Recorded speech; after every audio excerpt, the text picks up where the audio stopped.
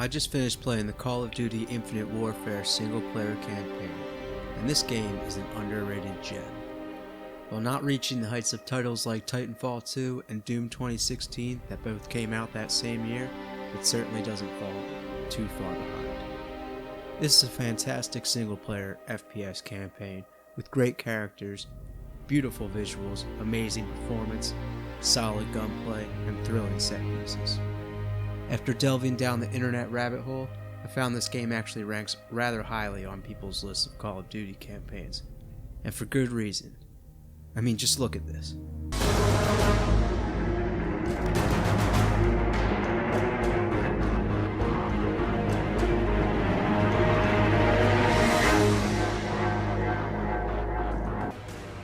For context, I'm not the biggest Call of Duty fan in the world. I played the Modern Warfare trilogy and Black Ops 1 and 2 on the PS3 back in the day. These days, I play mostly single-player games, and I love a good old-fashioned first-person shooter campaign. First and foremost, the performance of this game is phenomenal. I have an RTX 2080 and a Ryzen 2700, playing the game on 2560 by 1080p ultra-wide monitor. The game is running maxed out and is locked at 125 frames per second, which is the in-game cap. No complaints to the performance department, which is a nice change of pace from all the broken and unfinished games we get these days. On top of that, this game is quite impressive in the graphics department. I think you could stack this game up against a lot of 2021 and 2022 games and it wouldn't miss a beat. The lighting and volumetric effects lend themselves nicely to this cinematic space adventure. On more than one occasion, I found myself stopping and admiring the vistas and the general sense of spectacle. That being said, the developers did choose to use a lot of post-processing filters like film grain, depth of field, and motion blur, which appears to be as much a stylistic choice as it is a technical one, covering up some of the more low-res textures you'll find across the levels, and bringing an overall cohesion to the image quality. I tend to turn these features down or off completely, as I usually prefer a clearer, cleaner look to my games. However, here it seems the devs carefully implemented them and actually feel it adds to the overall picture, so I left them at the default settings. The game takes place in the not too distant future. Humans have formed the United Nations Space Alliance and colonized the solar system. You play as Nick Reyes, a fighter pilot for the warship Retribution. After an attack by a rogue faction known as the Settlement Defense Front, Reyes is left as the highest ranking officer and promoted to captain. Along the way, you meet a ragtag group of characters as you travel around the solar system, taking on the SDF. The conflict here isn't all that interesting. You're fighting a faction of bad guys because of resources, colonization, and reasons.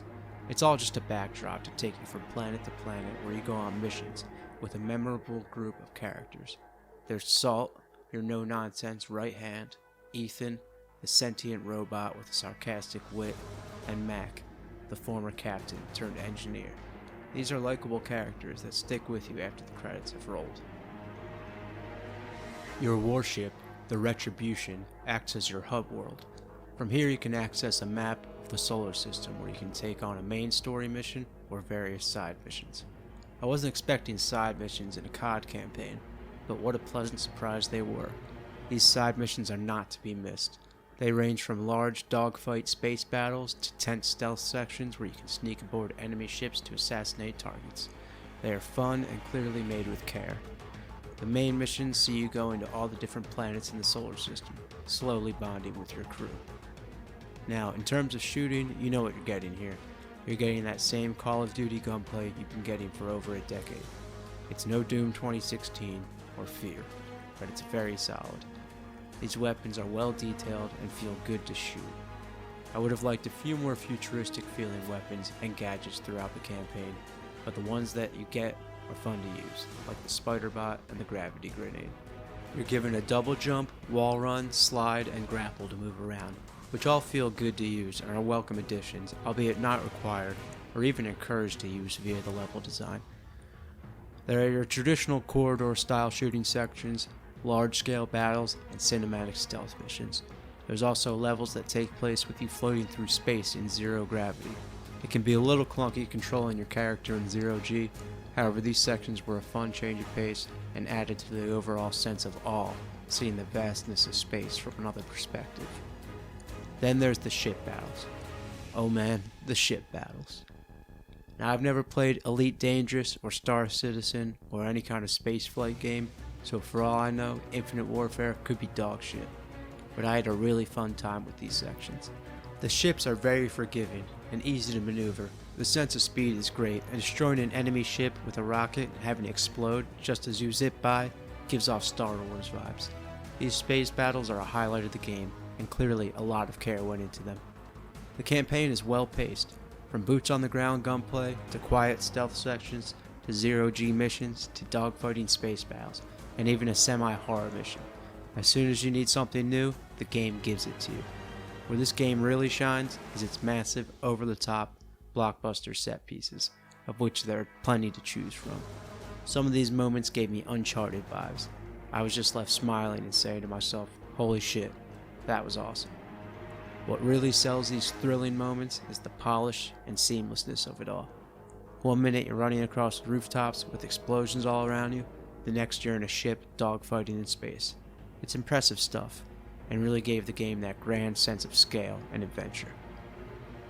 This game continued to surprise me at every turn.